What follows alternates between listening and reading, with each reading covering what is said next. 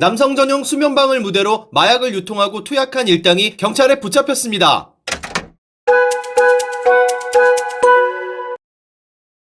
연합뉴스에 따르면 서울 은평경찰서는 26일 마약 밀반입자와 유통책, 투약자 등 15명을 마약류 관리법 위반 등의 혐의로 검거하고 이 중 7명을 구속했다고 밝혔는데요. 범죄 수익금 1억 6천만 원을 기소 전 몰수보전 신청하고 추가 피의자를 추적 중이라고도 덧붙였습니다.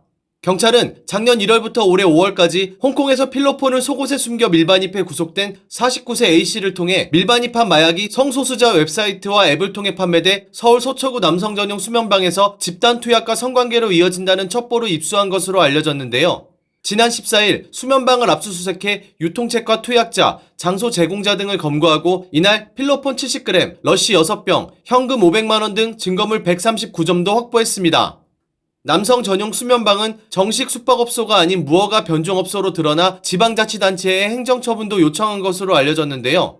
은평경찰서는 무허가 수면방 등 변종업소와 관련한 마약 첩보 수집과 단속을 더욱 강화할 것이라고 밝혔습니다. 한편 남성 전용 수면방이 일반인들에게 알려진 건 지난 코로나 팬데믹 때로 거슬러 올라가는데요. 지난 2020년 5월 코로나 팬데믹 초기 경기도 안양시 확진자와 양평군 확진자가 서울 소재 남성 전용 수면방을 방문한 것이 알려지며 당시 정부와 방역당국은 성소수자가 출입하는 클럽과 남성 전용 수면방을 통한 집단 감염을 우려했습니다.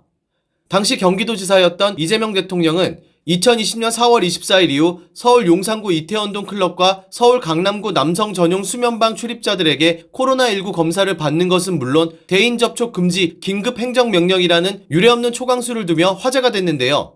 이후 1년 뒤인 2021년 6월 한 종교단체가 서울 서초구 소재의 남성 전용 수면방 앞에서 매주 금요일 오후 집회를 열고 업소 내에서 집단 동성애 를 벌인다고 주장하며 이 때문에 코로나19 대확산의 위험이 크다고 주장했습니다.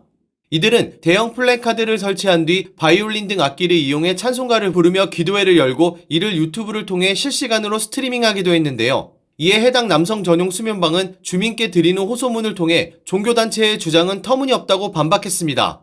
업소는 동성애를 통해 확산된다는 주장 자체가 의학적, 과학적 근거가 없는 허위사실이라고 주장했는데요. 이를 두고 당시 온라인상에서는 혐오와 차별 조장이라는 의견과 막연히 동성애 혐오를 이유로 반대하는 게 아니라는 주장이 팽팽히 맞서며 누리꾼들의 갑론을박이 펼쳐지기도 했습니다.